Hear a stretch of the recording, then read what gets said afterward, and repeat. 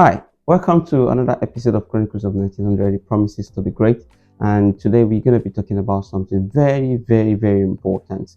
Now, if you have a child that is like 16, 17, 18, and you probably just moved into the UK and you don't have access to public funds, probably because you're on a student visa, you have dependents, or you're on a care visa, on a skilled visa, you don't have access to public funds, and you have children that are of university age, this is for you. You need to listen to this. Now, my name is Ibrahim Sunday, and I'm sharing this based on what is happening around me, what I've been privileged to know about the situations and challenges that people are going through. There's been a little bit of pandemonium when it comes to people that have got children that have university age, and because they've just moved into the UK, probably been to the UK 1 year ago or 2 years ago, this is going to impact you or your children. And if you're like 16, 17, 18, and you're about going to uni and you just moved into the UK, this is for you as well. Now, because you haven't got access to public fund, you can't actually go to university in the UK under the government loan. That is because it's been stated on your visa that there's no recourse to public fund. What that implies is that you're not eligible for that student loan. Now, an option to go for is to go for apprenticeship program. The apprenticeship program as well is got its own clause on it. If your parent or you, the parent, haven't been in the UK for at least 3 years, your child will not be eligible for apprenticeship program. Now, the way it's been structured is that many children now prefer the apprenticeship program. We have many organizations, the likes like KPMG, Deloitte, Barclays, they do this for the younger ones that go into the uni.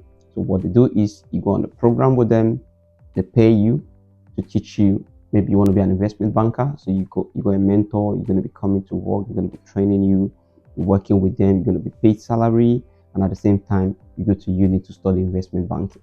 So this is an approach that so many people prefer because it gives you the hands-on experience while you are actually on the job, and you're also getting your degree. So you get a degree and then you get paid. Bingo, everybody wins, isn't it? That's the one. But the problem is, if you haven't got access to this, because probably you've not been in the country for the number of years that is required. I believe it's 3 years already at the moment. So there's going to be some issues around, oh, you can't have access to this apprenticeship program. And what happens? Your son or your daughter, you don't want them to be at home, so you're probably going to tell them to get a job. Maybe McDonald's, KFC, Tesco, Sainsbury's, work as shop attendant, floor attendant, or customer service, call center. You're going to want them to do something. So what happens? You have to get them to start doing those jobs that they don't really want to do. Now, remember, this child that we're talking about is 17 and he wants to be an investment banker. But because you haven't got the money to pay school fees for £15,000 per year for a degree for 3 years for your son or for your daughter, you'd be like, we haven't got the money, we're on a care visa. What we're earning at the end of the year is not even up to what we need as a family. We're just actually putting the light on, just managing the family at the moment. So having to put you through a £15,000 school or uni at this point in time is practically impossible. So what do? For some parents, you might be able to say, okay, maybe the father and the mother, they are together, they're working tirelessly. They might be able to save maybe £500 every month from their earnings, and they'll be able to say, okay, you're going to have to keep £1,000 every month for you to be able to go to uni. But the feasibility of it is what we don't know. What would you be doing for the next 1 year or 2 years before you're eligible for apprenticeship program? Now, what I've said to people is, it's easy for you to say, don't worry, just go and do McDonald's for the next 1 or 2 years and then you're going to go to uni. But the moment that this zeal to go to uni fades out, it's very difficult to get yourself back to uni. We've seen people that have gone through this and they say they're going to go back to uni in 3 years' time, and it's not easy for them to go back anymore, because the moment you start earning money and you start having bills and you have responsibilities, then it becomes difficult, because you now have other things that are encroached into your daily life. For example, if you have a 19-year-old son or daughter and she couldn't go to uni because you just got into the UK 1 year ago, and that child needs to wait for another 2 years, to be able to go to uni, then what you got to realize is in that 2 years, anything can happen. You might get the daughter might get pregnant, or the child might raise a family at that point in time, or you might get involved in some other activities in the city that you don't want him to get involved in too. And it becomes difficult for him to even think about going back to school because now there are responsibilities everywhere for him or for her. So what are you going to do at this point in time? My advice is this.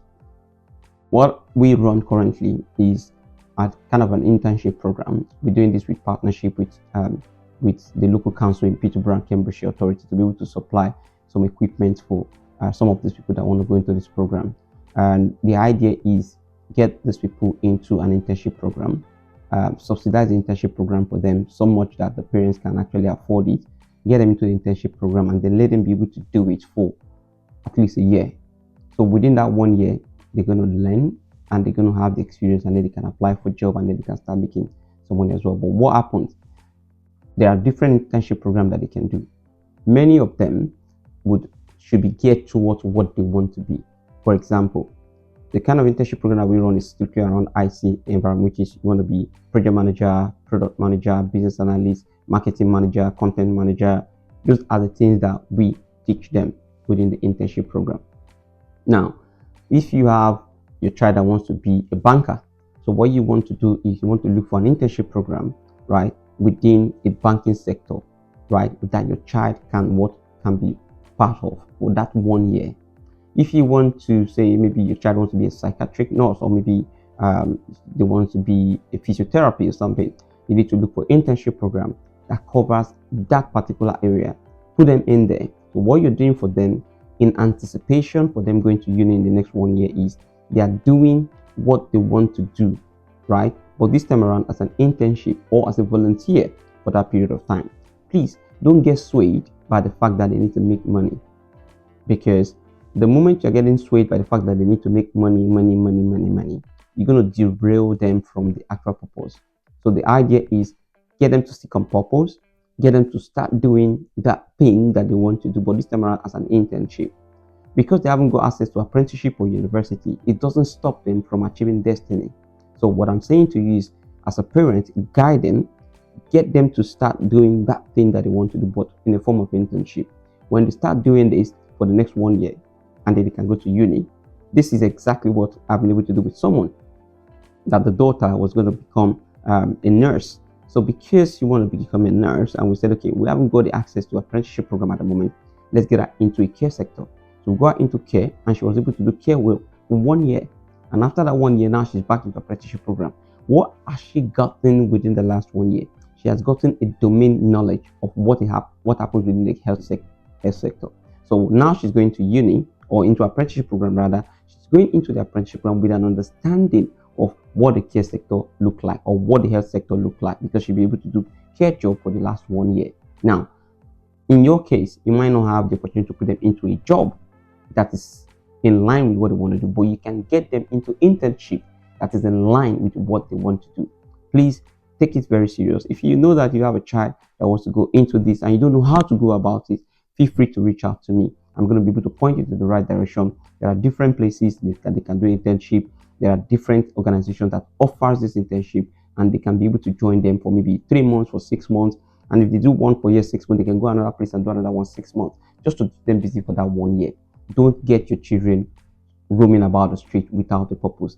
Don't get your daughter roaming about the city without a purpose. That's why you're there. Guide them, ensure that you put them in the right internship program, and then you can be able to use that in the future to ensure that they are in the right path and they're doing the right thing.